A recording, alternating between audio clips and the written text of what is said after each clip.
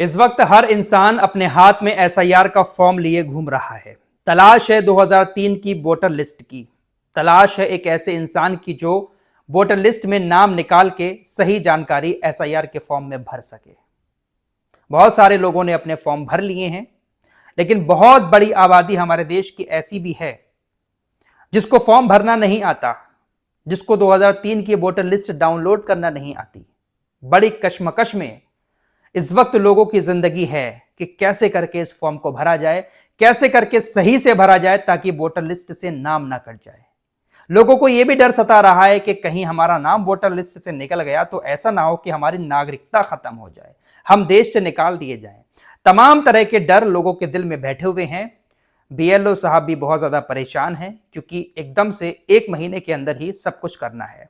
लेकिन घबराने की जरूरत नहीं है दोस्तों। मैं इस टॉपिक पर कई वीडियो पहले ही बना चुका हूं। जिन लोगों ने नहीं देखी है, चैनल पर जाकर एसआईआर से जुड़ी सारी वीडियोस देखें।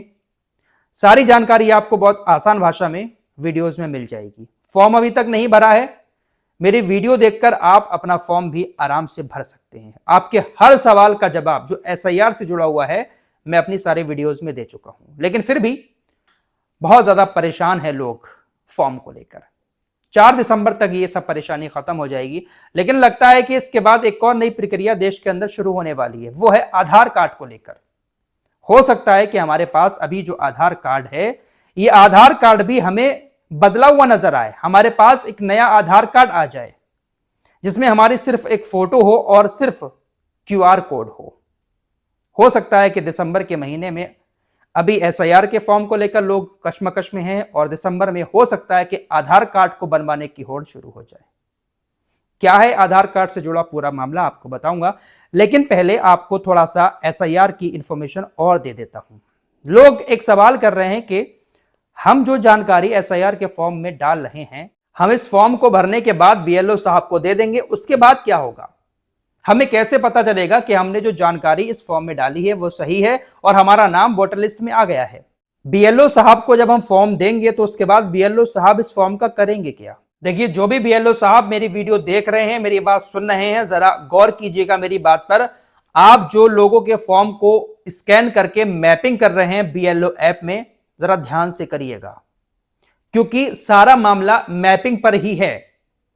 हमने ये जो फॉर्म भरकर दिया है, इसमें अगर कोई गलती भी है उसको बीएलओ साहब बीएलओ ऐप से सुधार सकते हैं। तो बीएलओस को यहां पर ध्यान देना होगा कि ठीक से फोटो को स्कैन करें और जो बार कोड दिया हुआ है उसको भी ठीक से स्कैन करके जो 2003 की जानकारी है उसको ठीक से मैप करें।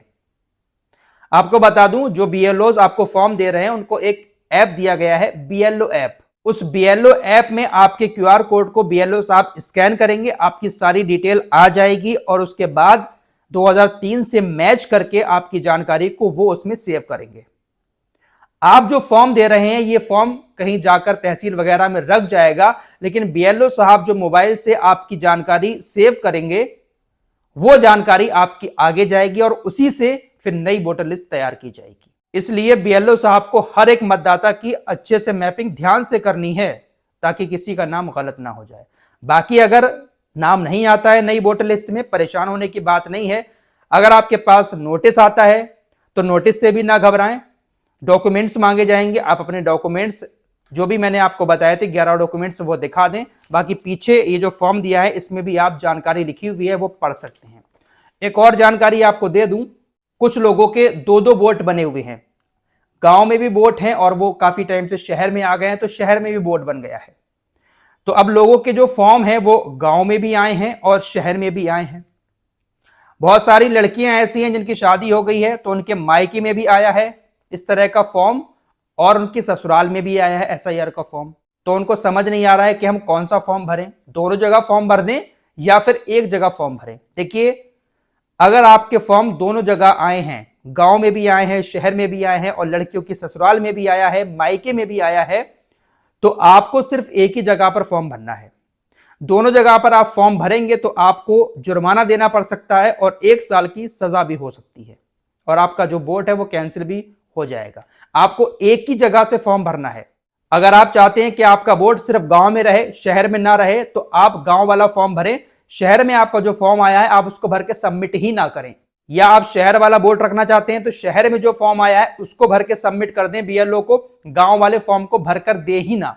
अगर आपको मिला भी है तो उसको ना भरें और बीएलओ को ना दें, आपका वोट वैसे ही वहां से कट जाएगा, फिर जो शहर में भरा होगा उस लिस्ट में आपका वोट आ जाएगा। तो सिर्फ एक ही वोट रखना है, एक ही जगह फॉर्म भरना है। 2 जगह भरेंगे, देखिए रिपोर्ट है स्क्रीन पर, 1 साल की सजा हो सकती है या जुर्माना भी हो सकता है। और हाँ दोस्तों, एसआईआर को लेकर बहुत सारी अफवाहें भी चल रही हैं, बहुत सारी अजीब तरह की वीडियो भी सोशल मीडिया पर लोग डाल रहे हैं। एक वीडियो मैंने देखी, काफी सारे लोगों ने बनाई कि जिसके कान ढके हुए हैं, जिन महिलाओं के, उनके फोटो स्कैन नहीं हो रहे हैं। तो कई बीएलओ से मेरी बात हुई, उन्होंने कहा हाँ पहले कुछ इश्यू था ऐप में, लेकिन अब नया अपडेट आया है, उसमें ऐसा कुछ नहीं है, सारे फोटो अच्छे से स्कैन हो रहे हैं। अगर आप ठीक से करेंगे, जल्दबाजी में आप स्कैन करेंगे फोटो स्कैन नहीं होगा, या जिसका फोटो थोड़ा सा धुंधला है, ब्लर है, उसका फोटो ठीक से स्कैन नहीं हो रहा है।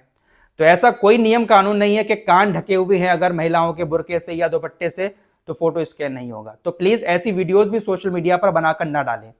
कुछ लोग कह रहे थे कि अगर नाम गलत हो जा रहा है तो व्हाइटनर लगाकर उस पर अपना कोई सही नाम या कोई भी चीज ना लिखें, क्योंकि व्हाइटनर लगाने से फॉर्म रिजेक्ट हो सकता है। ये भी सिर्फ अफवाहें हैं, गलत बातें हैं। फालतू की वीडियो ना बनाएं, जो काम की बातें हैं वही बताएं एसआईआर से जुड़ी, क्योंकि लोग जितनी ज्यादा वीडियो देख रहे हैं, जितनी बातें सुन रहे हैं, उतने ज्यादा परेशान हो रहे हैं। कुल मिलाकर बात यह है कि फॉर्म में हम जो डिटेल भर रहे हैं उस डिटेल को आपके इस स्कैनर से स्कैन करके बीएलओ साहब जो ऑनलाइन मैपिंग करेंगे, सारा काम वहां से होगा। इसलिए आप वोटर लिस्ट की जो फोटो कॉपी है, वो मैंने आपको पिछली वीडियो में बताया था, वो जरूर लगा दें, पहले पेज की, और जहां पर आपका नाम है वोटर लिस्ट में 2003 की, आपका या आपके पापा का, किसी का भी, वो जरूर लगा लें, ताकि जब बीएलओ साहब मैपिंग करें तो उनको देखने में आसानी हो जाए, मैच करने में। सारा खेल ऑनलाइन मैपिंग का ही है। ये फॉर्म तो है, भरा जा रहा है, लेकिन सब काम ऑनलाइन होगा।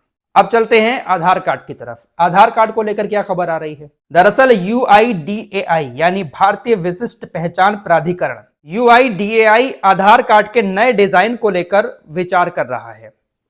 नया आधार कार्ड ऐसा होगा जिस पर सिर्फ हमारी फोटो होगी, एक क्यूआर कोड होगा, इसके अलावा कुछ नहीं होगा। अभी जो आधार कार्ड है उस पर हमारा आधार नंबर लिखा हुआ होता है, हमारा नाम, पता, माता पिता का नाम, एड्रेस, सब कुछ लिखा होता है। लेकिन अब यूआईडीएआई यानी सरकार की तरफ से आधार कार्ड को नया डिजाइन देने की जो बात चल रही है, उसमें कहा जा रहा है कि एक फोटो रखें और एक क्यूआर कोड रखें, ताकि हमारी जो पर्सनल इंफॉर्मेशन है वो हर किसी को एकदम से पता ना चल पाए। जब हम क्यूआर कोड को स्कैन करेंगे तभी हमारी इंफॉर्मेशन सामने वाले के पास जाएगी। अभी क्या होता है, किसी को आधार कार्ड मिल गया या किसी ने दूर से भी देख लिया तो सारी इंफॉर्मेशन उसको पता चल जाती है। सिर्फ क्यूआर कोड और फोटो हो सकता है आने वाले टाइम में, ज्यादा टाइम नहीं है, 1-2 महीने के अंदर ही हमारे आधार कार्ड चेंज हो सकते हैं। यह बात मैं अपने पास से नहीं कह रहा हूं, तमाम मीडिया रिपोर्ट्स है जिसमें कहा गया है कि यूआईडीएआई के सीईओ भुवनेश कुमार ने एक ऑनलाइन कॉन्फ्रेंस में बताया कि आधार की कॉपी से होने वाले मिसयूज को रोकने के लिए नए नियम बनाए जा रहे हैं। इसके बाद आधार कार्ड देखने और उसकी फोटोकॉपी जमा कराने पर भी दूसरे किसी व्यक्ति, संस्था, कार्यालय या कंपनियों के पास आपकी डिटेल नहीं जाएगी। इस रिपोर्ट में इतना ही। कुछ और खबरों के साथ फिर हाजिर होऊंगा। अपना ख्याल रखिएगा। अल्लाह हाफ़िज़।